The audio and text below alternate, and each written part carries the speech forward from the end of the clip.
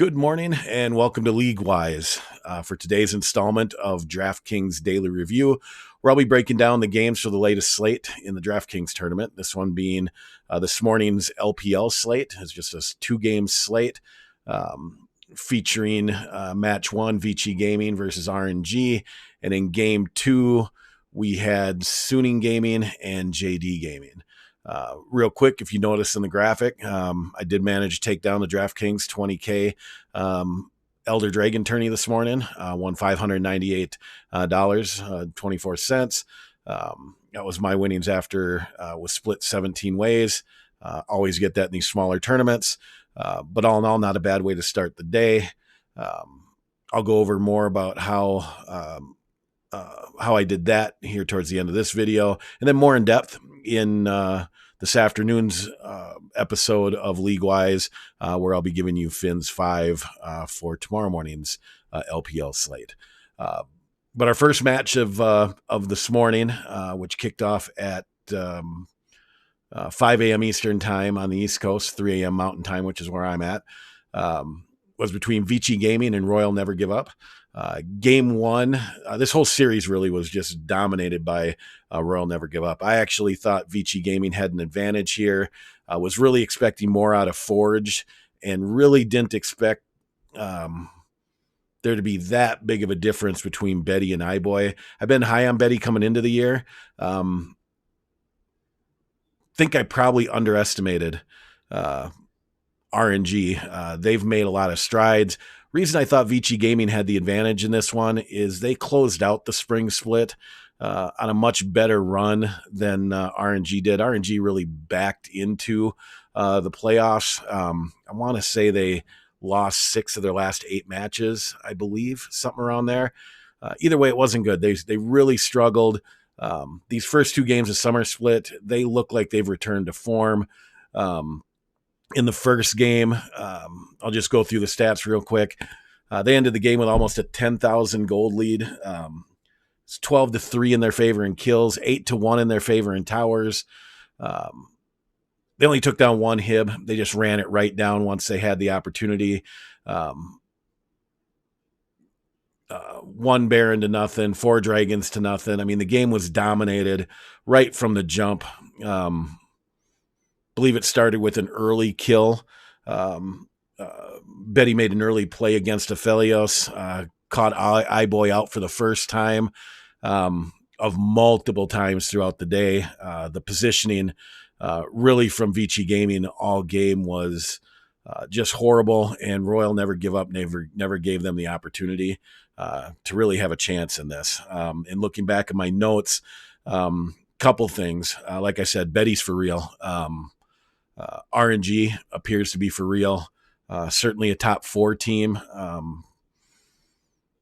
Very well coordinated. I mean, throughout the entire game, and really game 2 is just a carbon copy almost of domination, but very well coordinated. You can tell their comms are on point. They're right where they want to be. They're mechanically superior over Vici.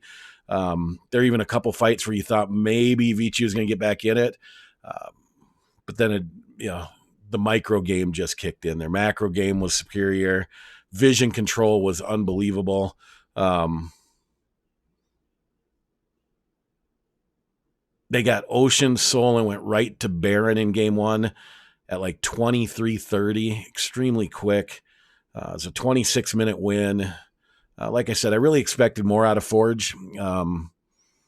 If Vici Gaming wants to be anything other than a lower rung team, they've got to get better play from their mid lane, and iBoy has to step up. He struggled in spring, showed signs maybe towards the end that he was ready to take a step.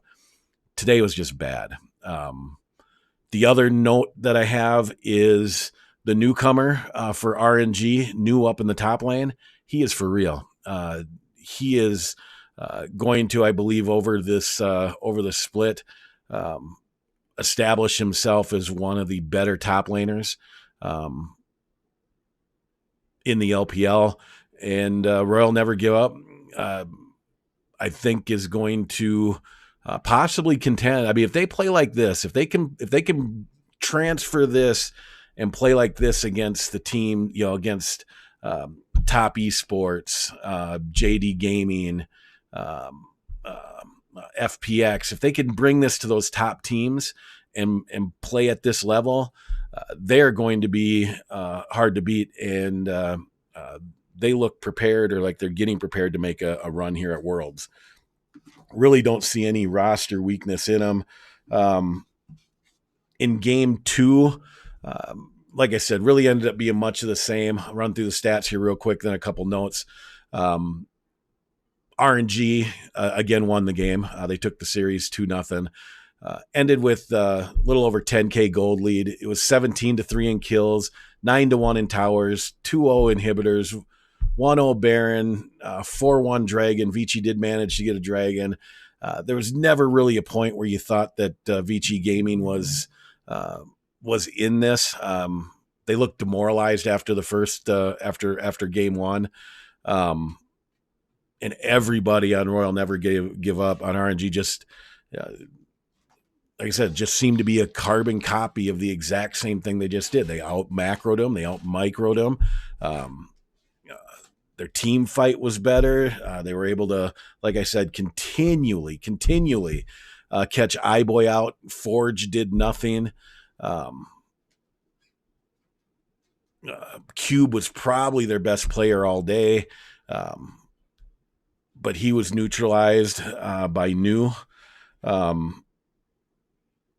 I thought going into this one, RNG had a slight advantage, VG had a slight advantage in the draft. No, I scratch that. Getting ahead of myself thinking about the next match. RNG had a slight advantage in the draft. VG had to execute early game to have any chance in this one. I think what we learned from this game is Vici Gaming is really fool's gold. Like I said, if they're going to want to be anything other than a lower rung team, I don't even think they look like a bubble team this year. With LNG stepping it up, Suning stepping it up, this team looks like they might be the worst team in the LPL. We'll have to see. Maybe RNG was just that good. I don't think RNG made a single mistake in both games. Both games were under 25 minutes, I believe. Their coordination was God tier. Probably one of the most enjoyable games, just from a clinic standpoint of watching a team play the game of League of Legends, that I've probably seen in 2-3 years. There's no real weaknesses for RNG that I can see right now. Their top lane, jungle, mid, everywhere, top to bottom, they're going to be able to compete with anybody. They're a team primed, like I said, to make a Worlds run, I think, at this point. VC is just a lower rung team. So that's really all I got out of that game. Going on to our next game, we had Suning Gaming versus JD Gaming. JD Gaming, obviously, as everybody knows, defending LPL champs. They did struggle in the mid-season classic, I believe. Was it the classic? Whatever the mid-season tournament that they played in, they did struggle. I think it was a little bit of hangover. Probably got a little bit full of themselves. But really came in and seemed focused to me. I mean, the one thing about this team, if you watched the games this morning, you even heard the announcers talk about it, they are extremely intelligent. They make good choices. Their macro game is phenomenal. They don't have really any weaknesses top to bottom in their lineup either. And they showed it in this one. And the thing is Suning Gaming came out and showed that they're absolutely a playoff team. Don't look at Suning Gaming anymore as a bubble team. They have definitely took a step in the right direction. Bin is a real top laner. I mean, he ran into Zoom today. Zoom's going to make a lot of top laners look average. I think it's pretty safe to assume that Graves is going to become a priority ban against Suning. S of M is just really good on him. If there was anything that JD Gaming exposed today, it would be Suning's mid and bot lane. Angel and Hun Feng both have to pick up their game if this team wants to do anything come playoff time. I think they're good enough to get to the playoffs right now as is, but if they want to get beyond the first round, really make any waves, those two have got to pick up their play. But in game one, I'll just go into this real quick. JD Gaming won. They ended the game. Suning started off the game really good, to the point to where, even in the draft of game one, I thought Suning won that first draft pretty clearly. Early game, first 15 minutes, they had 1,000K gold lead. I bring that up because in League of Legends at this level, having a gold lead at 15 minutes in most cases translates in a win. They were up 1,000 at the 15-minute mark. It was right around 2,500 at the 20-minute mark. And then JD Gaming just started doing what JD Gaming does. They make good decisions, whether they're losing, whether they have an advantage or they don't have advantage. They just make the right choices, and that's what they did here. By the 30-minute mark, they played to their comp. It was even, and by the end, it was a 5,000 gold lead. They were up 13-5 in kills. JD Gaming last year led the LPL in deaths, the lowest death team of anybody in the LPL. They were up 7-4 on towers, 1-0 on inhibitors, 1-0 on Baron, and it was 2-2 on dragons. Suning looked good. And if I just can't say enough that JD Gaming just does JD Gaming things. Their macro game is as good as anybody's in the world. Their mechanics are great. Their execution was great. They literally take advantage of every mistake you make. And when you think that maybe they're making a mistake, they end up coming out ahead in a team fight or a skirmish, or they end up finding a pick where you maybe thought a pick didn't exist. It was a very close game, but once JD Gaming got the advantage, they didn't let it go. And you'll see that the more you watch JD Gaming. In game two, again, Suning came out, 2K gold lead at the 15-minute mark. 1.5, a little bit more than that it was at the 20-minute mark. By the 25-minute mark, JD Gaming had a 2.5K lead. Suning then came back. It was a close game. Ended up being a 5K gold lead at the end, 23-14 in kills for JDG. Suning actually had more towers, 9-8. Suning had more inhibitors, 2-1. They JD Gaming took 2 Barons to Suning's none, and what really ended up being the point where turned the game is, I believe it was a Mountain Soul that JD Gaming was able to get on their 4th dragon that they secured. Suning almost won this game.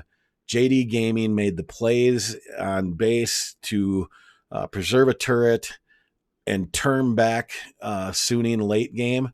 And then, like I said, they just take advantage of the mistakes. Suning probably stayed a little bit too long trying to end. JD Gaming did what they had to push that back. And then when they did, they ran them down. And at that point, it was game over. Like I said, Zoom made Bin look pretty average in the top lane, but don't sleep on Bin. I think he's found a good place for him. He's going to be solid for them through the season. S of M is no joke. Like I said, Suning Gaming has got to get more out of Hun Feng and Angel if they want to be a team that pushes for and competes for maybe one of those top 4 or 5 spots in the LPL. Zoom for JD Game was solid. Kanavi was solid. Yago, I believe that's how you pronounce it. He was solid. Loken, I mean, top to bottom, JDG showed how they won or why they won last year. They are right up there. If I were to, after today's game, I feel like I've got a little better feel as to where we're at. I think clearly the top 4 teams are JDG and Top Esports are the top of the LPL right now, followed by RNG, and I'm still putting FPX in there. I don't think LNG is as good as FPX made them look. FPX will bounce back, and here over the next couple of weeks, I think this is all going to come in. Those are the 4 teams that have separated themselves from everybody. Everybody else is going to be pushing to fill out the playoffs, and we'll decide and really see who the bubble teams are and who the lower tier teams are in the LPL. All in all, I thought today was one of the better days watching the LPL so far this year, not just because I won $598, but that helps. Which then brings me to that, and then I'll conclude the video. If there's one thing I want to make sure, and I kind of talked to some of my viewers about this yesterday in my Fin 5 video. I've never been a fan of playing 150 lineups. And last spring split, I picked the games. The games at right around a 67% accuracy point, and truth is, I got to feeling myself a little bit. Started this channel. Wanted to share that knowledge. Like I said, I've been playing League of Legends since season 6. Played a lot of DraftKings and other sports, and dabbled in League of Legends occasionally with it over the last couple years. When the pandemic hit, really kind of got into it. Now a lot of pros have jumped into it. A lot of people playing multi-team lineups. I'd kind of gotten in a rut of playing my one lineup and just counting on my games to make money, and I'd win more than I lost doing it that way. But clearly, in kind of reassessing after a few bad days of picking in a row, I mean, I'm still, after today, I think 8-5 on the season so far, or on the summer splits, which isn't bad. Definitely think I can do better than that. But at the end of the day, on these smaller slates, I wound up winning this one. My picks yesterday were VG and JDG Gaming, and VG just laid an egg. That lineup, if I would have had one lineup in, that would have been it. Done. Boom, on to the next day. But I hedged it. I played 4 lineups, making sure I had a winning combination in each one, and boom, it ended up working out. I took, let me just pull it up here actually. Here's what the winning lineup looked like. I took XLB as my as my captain. Figured he was going to be pretty low owned from the captain spot. Ended up being 6%. That eliminated a lot of the field. Like I said, only 17 of us out of the 5,945 ended up having him in having this combination in the lineup. I think 300 and some people had XLB as their captain, and he did well. And then everything else just kind of fell in place. I'm a big fan. You probably never see me play anything other than a 4-3 occasionally. If I don't feel I can get this captain spot on a smaller slate down below 10%, I might go a 3-2-1, but very rarely. 4-3, if you just look at the majority of all winning slates, a 4-3 stack wins just about every time. But hedging on these is definitely the way to go. I'm going to include hedging into larger tournaments. I'm going to probably put out a video here in the future of exactly how many lineups you have to play based on how many teams, or I might just do that with my daily videos based on the slate, just include that into my breakdown as to here's how I'm going to be playing. But to my viewers that have watched to this point, this was a revelation that, came to me later in the day after I'd already dropped the video. It's not, I shouldn't say revelation. It's not something I didn't know or haven't considered. I just got really kind of full of myself. Let my ego get a little bit ahead of me. That's one of the reasons I started doing the review yesterday. It just forced me to be more thinking throughout the day, and that whole thought process and evaluating myself and the way I've been playing just kind of forced me to make, I think, a better decision. That's how I'm going to be playing going forward. And I'll be sharing that strategy as to what I'm going to be doing in every video moving forward. Like I said, one of the things I want to be with all you guys is transparent, and I want to help you become better daily fantasy players in reference to League of Legends. Where I can help, I want to help you become a little bit more knowledgeable about League of Legends as we get into the season and I get more of a comfort zone. I'll be able to go more in depth in these videos. Hopefully, you guys liked the review. If you did, please go ahead and hit that subscribe button. Hit me with a like. If you have any questions, really don't matter what it is, DFS related, League of Legends related. Yeah, I've mentioned this in a number of different videos. I'm 47 years old. I'm a husband and father of 5. If you just need some advice, I'll do my best to help you there too.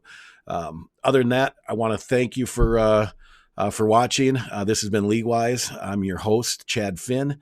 And as always, be safe and look forward to seeing you this afternoon in the next installment of Leaguewise for Finn's 5. Hope you guys have a wonderful morning.